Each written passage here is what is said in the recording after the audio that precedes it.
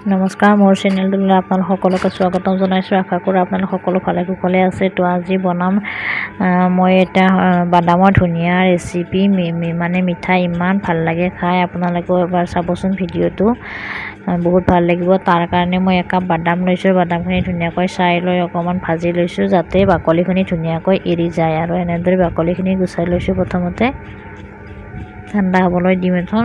এইখিনি বাকলিখিনি এনেদৰে গুচাই ল'লোঁ। তাৰপাছত এইখনৰ সহায়েৰে বাকলিখিনি এতিয়া পেলাই ল'ম।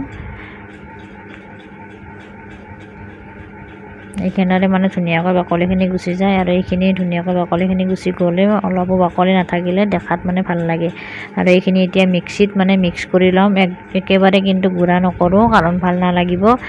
তাৰপাছত মই ইয়াতে 3 চামুচ পাউডাৰ গাখীৰ এড কৰিছোঁ, আৰু এইখিনি এতিয়া ধুনীয়াকৈ মিক্স কৰি ল'ম। আৰু 1 কাপ মানে বাদাম লৈছিলোঁ বাবে আধা কাপ মই ইয়াতে চেনি ব্যৱহাৰ কৰিম, আৰু পানীও আধা কাপে ব্যৱহাৰ কৰিম। চেনি আধা কাপ হ'লে পানীও আধা কাপ ল'ম।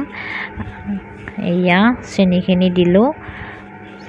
এতিয়া পানী আধা কাপ দি চেনি আৰু পানীৰ এটা ধুনীয়া মানে ঘোল এটা বনাই ল'ম। আৰু তাত এটা গোন্ধৰ কাৰণে, গোন্ধ যাতে ধুনীয়া ওলায় তাৰ কাৰণে মই এটা ইলাচি দিছোঁ, আৰু ইয়াত মানে গোলাপ জলো এড কৰিব পাৰি।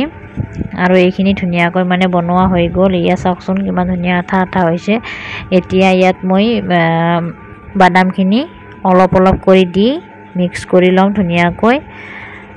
গোটেইখিনি একেলগে দিলে মানে গুটি গুটি হৈ যায় যে, সেইকাৰণে অকণমান অকণমান দি ধুনীয়াকৈ মিক্স কৰি ল'ম।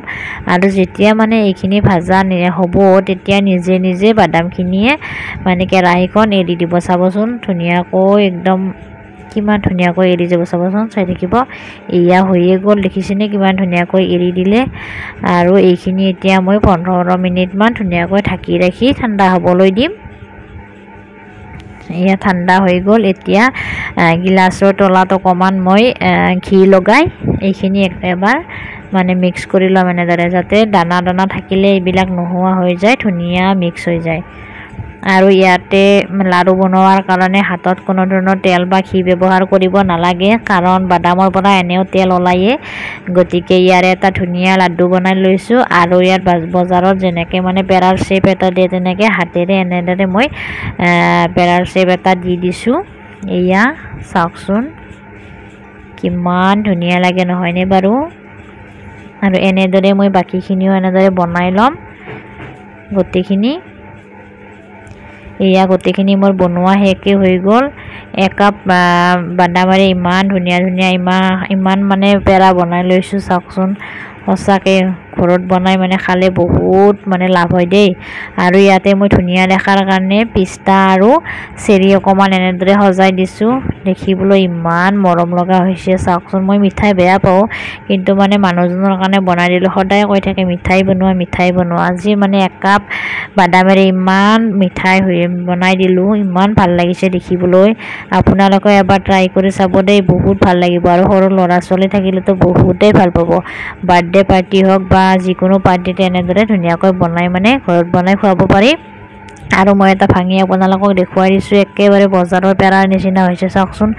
আৰু মিঠাও ইমান ভাল লগা হৈছে। গতিকে ভিডিঅ'টো যদি ভাল লাগিছে লাইক, শ্বেয়াৰ আৰু ছাবস্ক্ৰাইব কৰিবলৈ নাপাহৰিব।